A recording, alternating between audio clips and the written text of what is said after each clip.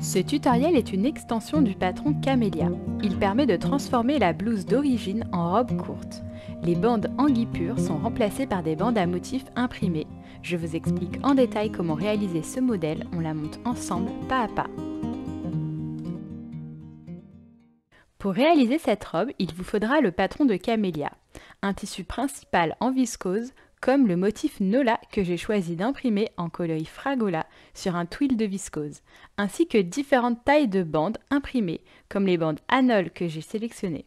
Vous aurez également besoin de thermocollants, d'un élastique de 2 cm de hauteur et d'une bobine de fil assortie à votre tissu et de 3 ou 4 autres bobines pour les finitions au surjet. Retrouvez tous les métrages et les détails en barre d'informations. Dans un premier temps, nous allons apporter quelques modifications au patron d'origine. Ajoutez 5 mm sur la découpe du buste devant et 5 mm sur le milieu dos du buste dos. Raccourcir le buste devant et le buste dos de 15 cm. Puis découper deux bandes de 9 cm de hauteur et de la longueur de la découpe devant. J'ai choisi les bandes imprimées Anol en taille M, mais vous pouvez également utiliser les bandes de votre choix, imprimées, brodées ou en guipure. Idem pour le dos, découpez une bande de 9 cm de hauteur de la longueur du milieu dos. Retirez 15 cm en bas des manches et découpez deux bandes de 9 cm de hauteur et de la longueur du bas de la manche. Ici, j'ai à nouveau choisi les bandes imprimées Anol en taille M. Pour créer la ceinture devant, mesurez votre tour de taille et tracez un rectangle de 9 cm de hauteur et de la longueur de votre tour de taille divisé par 2 plus 2 cm. Découpez cette bande deux fois. Pour la ceinture dos, tracez un rectangle de 9 cm de hauteur et de la longueur des deux bustes dos plus la bande dos moins 4 cm et découpez cette bande deux fois.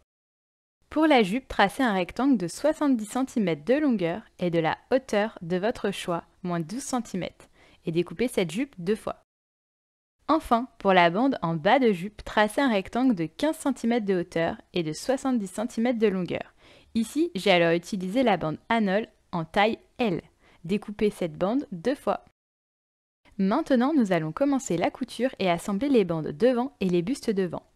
Au niveau des découpes, placez l'endroit des bandes devant contre l'endroit des bustes devant et épinglez. À 1 cm du bord en faisant 3 points d'arrêt au début et à la fin de chaque couture.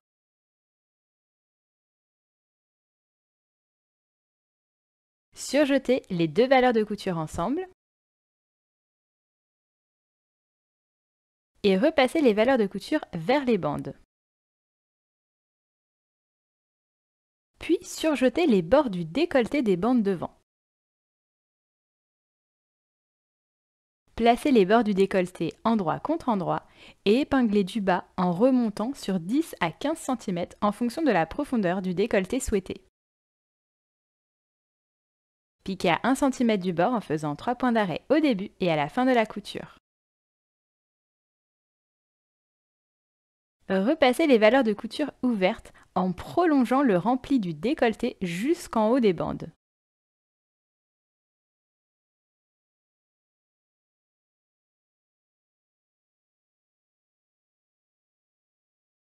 Et sur l'endroit des bandes, surpiquez à 5 mm du bord plié de chaque bande. À présent, nous allons assembler les bustes dos et la bande dos. Au niveau du milieu dos, placez l'endroit de la bande dos contre l'endroit des bustes dos et épinglez.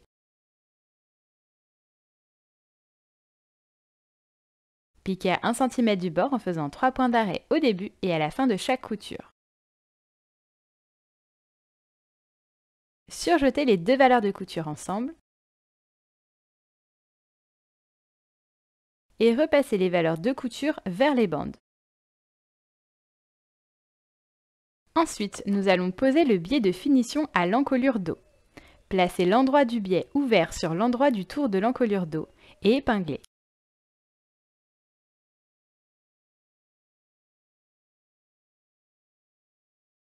Piquez à 1 cm du bord en faisant 3 points d'arrêt au début et à la fin de la couture.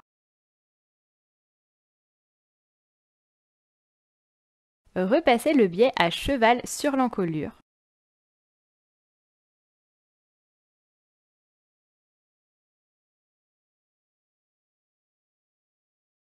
Épinglez le biais à l'intérieur du buste dos.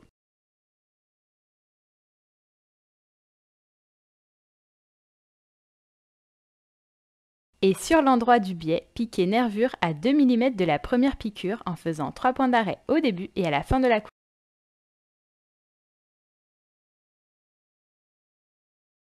Maintenant, nous allons assembler le buste total. Positionnez le dos et le devant endroit contre endroit et épinglez les côtés et les épaules. Piquez les côtés et les épaules à 1 cm du bord en faisant 3 points d'arrêt au début et à la fin de chaque couture. Surjetez les valeurs de couture ensemble et repassez les valeurs de couture vers le dos. Puis, tout autour du bas du buste, piquez 2 fils de fronce de 5 mm de longueur de point. Piquez un premier fil à 5 mm du bord, puis un second à 15 mm du bord, sans faire de point d'arrêt, ni au début ni à la fin des coutures. À présent, nous allons préparer les bandes des bas de manche. Pliez les bandes en deux, endroit contre endroit, et épinglez les côtés. Piquez à 1 cm du bord en faisant 3 points d'arrêt au début et à la fin de chaque couture. Surjetez les deux valeurs de couture ensemble et repassez les valeurs de couture vers un des côtés au choix. Puis formez l'ourlet du bas de manche. Pliez une première fois le tissu de 5 mm vers l'intérieur en repassant, puis pliez à nouveau de 5 mm en repassant également.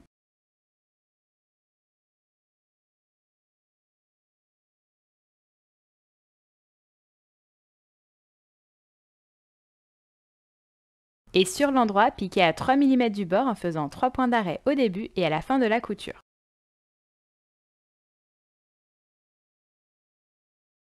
Ensuite, nous allons former les manches. Pliez les manches en deux, endroit contre endroit, et épinglez les dessous de manches. Piquez à 1 cm du bord en faisant 3 points d'arrêt au début et à la fin de chaque couture.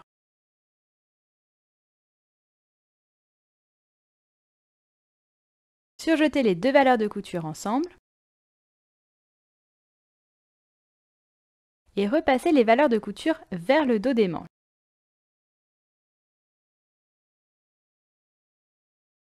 Puis, au niveau du bas de la manche, placez l'endroit de la bande de manche contre l'endroit de la manche et épinglez.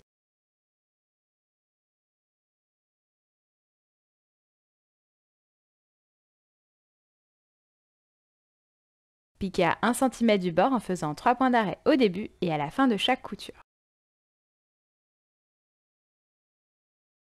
Surjetez les deux valeurs de couture ensemble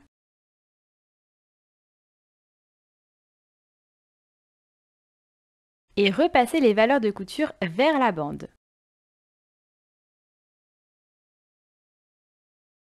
Puis, au niveau de la tête de manche, piquez un fil de fronce de 5 mm de longueur de point, à 5 mm du bord, sans faire de point d'arrêt, ni au début ni à la fin de la couture.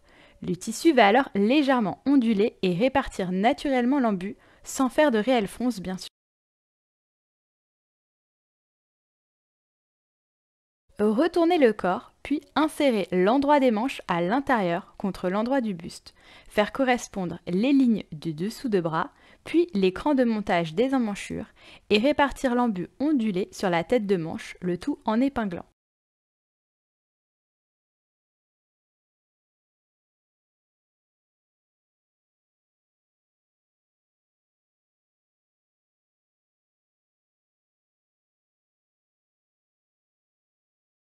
Piquez tout le tour à 1 cm du bord en faisant 3 points d'arrêt au début et à la fin de chaque couture.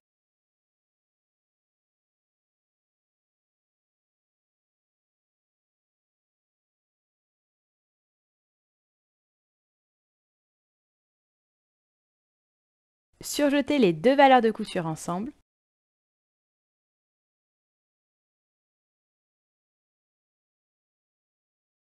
et repassez les valeurs de couture vers le buste. Maintenant, nous allons préparer la bande en bas des jupes. Placez les deux bandes endroit contre endroit et épinglez les côtés. Piquez à 1 cm du bord en faisant 3 points d'arrêt au début et à la fin de chaque couture.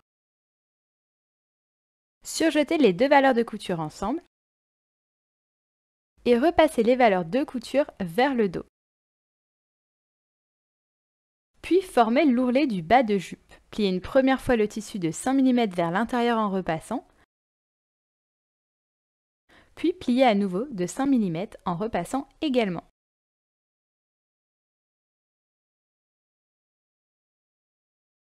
Et sur l'endroit, piquez à 3 mm du bord en faisant 3 points d'arrêt au début et à la fin de la couture.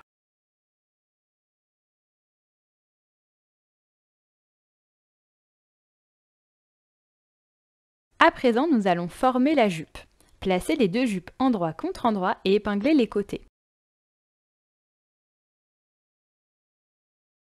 Piquez à 1 cm du bord en faisant 3 points d'arrêt au début et à la fin de chaque couture. Surjetez les deux valeurs de couture ensemble et repassez les valeurs de couture vers le dos. Puis, au niveau du bas de la jupe, placez l'endroit de la grande bande de jupe contre l'endroit de la jupe et épinglez.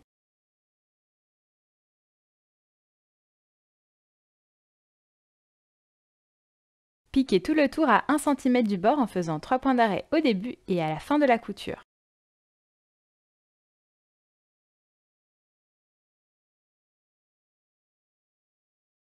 Surjetez les deux valeurs de couture ensemble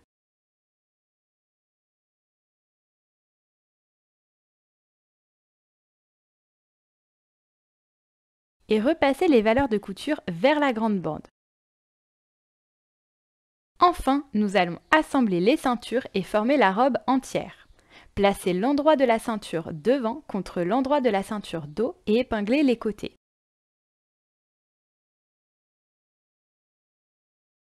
Piquez à 1 cm du bord en faisant 3 points d'arrêt au début et à la fin de chaque couture. Surjetez les deux valeurs de couture ensemble et repassez les valeurs de couture vers le dos. Et réalisez ces opérations afin d'obtenir deux cercles de ceinture. Puis, au niveau du buste, tirez les deux fils arrière de fronce afin de froncer le bas du buste jusqu'à la longueur du tour des ceintures. Et placez l'endroit d'une ceinture contre l'endroit du buste. Épinglez en faisant correspondre les lignes de côté.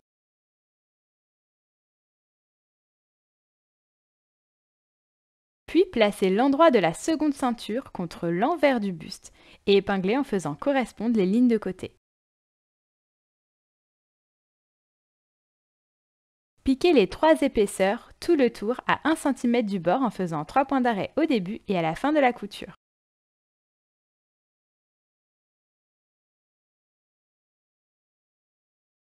Repassez les valeurs de couture vers les ceintures.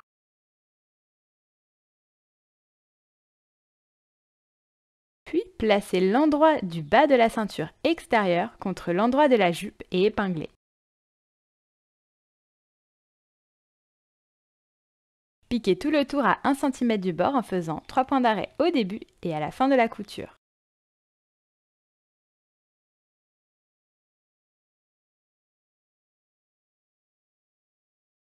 Repassez les valeurs de couture vers la ceinture. Pliez de 1 cm vers l'intérieur le bord libre de la ceinture intérieure. Et à l'intérieur de la robe, placez ce bord plié par-dessus les valeurs de couture de la première piqûre afin de fermer la ceinture. Sur l'endroit de la ceinture extérieure, surpiquez nervure tout le tour à 2 mm de la précédente couture en laissant deux ouvertures de 5 cm de large, une à chaque côté. Faire 3 points d'arrêt au début et à la fin de la couture. À l'aide d'une épingle à nourrice, insérez un élastique dans la ceinture dos uniquement en passant par une des ouvertures côté et ressortir par l'autre ouverture côté. Fixez les élastiques dans les coutures côté et refermez les ouvertures de 5 cm laissées ouvertes dans le prolongement de la surpiqûre. Pour finir, supprimez le fil de fronce visible à la taille et réalisez des points à la main pour fixer les valeurs de couture couchées au niveau des épaules à l'encolure. Et voici, votre version robe de camélia est prête. Bravo pour cette réalisation. J'espère que ce tutoriel était clair et précis. On se retrouve bientôt pour de nouvelles cousettes. À très vite!